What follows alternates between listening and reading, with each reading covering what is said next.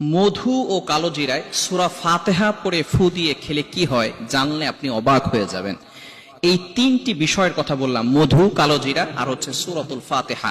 মনে রাখবেন, কোরআনের ভিতরে আল্লাহ তাআলা সব সমস্যার সমাধান দিয়েছেন।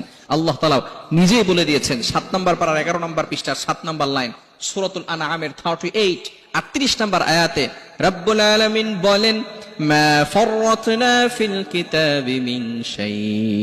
আমি আল্লাহ তাআলা এই কোরআনের ভিতরে সবকিছু দিয়েছি, কোনো কিছু বাকি রাখি নাই। মা ফাররাতনা ফিল কিতাবি মিন শাই, I have not left anything in the Quran. আমি কোরআনে কোনো কিছু বাকি রাখি নাই। এই কোরআনের ভিতরে আল্লাহ তাআলা বলে দিয়েছেন কোরআনটা হচ্ছে মুমিনদের জন্য রহমত, মুমিনদের জন্য হচ্ছে শেফা স্বরূপ। অনেক সময় আমাদের বিভিন্ন রোগ দেখা দেয়, বিভিন্ন গোপন রোগ আমরা কারো কাছে বলতেও পারি না, লজ্জা লাগে।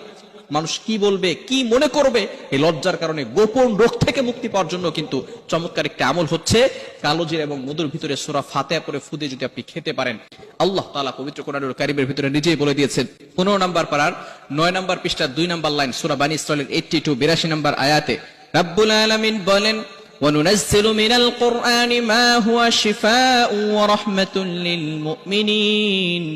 আমি আল্লাহ তাআলা এই কোরআনটা মুমিনদের জন্য রহমত স্বরূপ, শেফা স্বরূপ নাজিল করে দিয়েছি। এই কোরআনের ভিতরে সর্বপ্রথম সূরা হচ্ছে সূরাতুল ফাতিহা। এমন কোন মানুষ নাই যে মুসলমান নামাজ পড়ে সে সূরাতুল ফাতিহা অবশ্যই জানে, ঠিক কিনা? সূরাতুল ফাতিহা হচ্ছে শিফাউম মিন কুল্লি দা, সকল রোগের ঔষধ।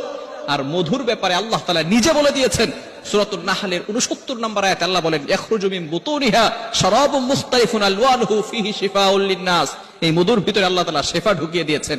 আর কালোজিরার ব্যাপারে নবীজি সাল্লাল্লাহু আলাইহি সাল্লামের হাদিস দ্বারা প্রমাণ পাওয়া যায়, ইল্লা সাম, মৃত্যু ব্যতীত সকল রোগের ওষুধ হচ্ছে এই কালোজিরা।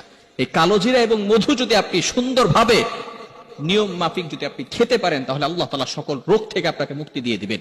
বিশেষ করে কালোজিরা যদি কোনো ব্যক্তি তেল বানায়, কালোজিরার তেলটাকে যদি সে প্রতিদিন 3 চামচ খাবারের মাঝখানে, সকালবেলা, দুপুরবেলা এবং রাতের বেলা খাবারের মাঝখানে যদি 1 চামচ করে খেতে পারে, তাহলে এমনও বিশেষ করে চিকিৎসা বিজ্ঞান যারা আছে, নবী সাল্লাল্লাহু আলাইহি ওয়াসাল্লাম 1500 বছর আগে যেটা বলে গিয়েছেন, চিকিৎসা বিজ্ঞান এখন হয়রান হয়ে গিয়েছে। 1500 বছর আগে কিভাবে নবীজি সাল্লাল্লাহু আলাইহি ওয়াসাল্লাম এটা জানতে পারলেন? কোন ডায়াবেটিসের ব্যক্তি যদি শুধু কালোজিরার তেলটা এভাবে খেতে পারে, আল্লাহ তাআলা তাকে ডায়াবেটিস থেকেও মুক্তির ব্যবস্থা করে দিবেন। Can you imagine that? আপনি কল্পনা করতে পারছেন? নবী সাল্লাল্লাহু আলাইহি ওয়াসাল্লাম 1500 বছর আগে এই কথা বলে দিয়েছেন। শুধু তাই নয়, মধুর ব্যাপারে অনেক গুণাগুণ রয়েছে। আপনি যদি কালোজিরার মধু অ্যাডজাস্ট করে খেতে পারেন, বিশেষ করে যারা ডায়াবেটিসের রোগী তাদের জন্য মধু নয়, শুধু কালোজিরাটা খাবেন। বিশেষ করে মধু এবং কালোজিরা যদি একসাথে খেতে পারেন, বিভিন্ন রোগ থেকে আল্লাহ তাআলা আপনাকে হেফাজত করবেন।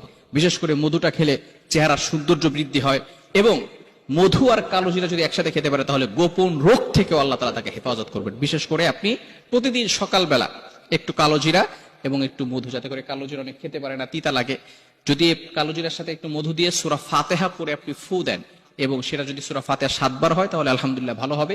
এভাবে পরে যদি আপনি ফু দিয়ে খেতে থাকেন, দেখবেন ইনশাআল্লাহ আপনি নিজেই ফলাফল দেখতে পাবেন, কত বড় বড় রোগ থেকে আল্লাহ তাআলা আপনাকে হেফাজত করবেন। আল্লাহ তাআলা আমাদের সকলকে এটা বুঝে আমল করার তৌফিক দান করেন।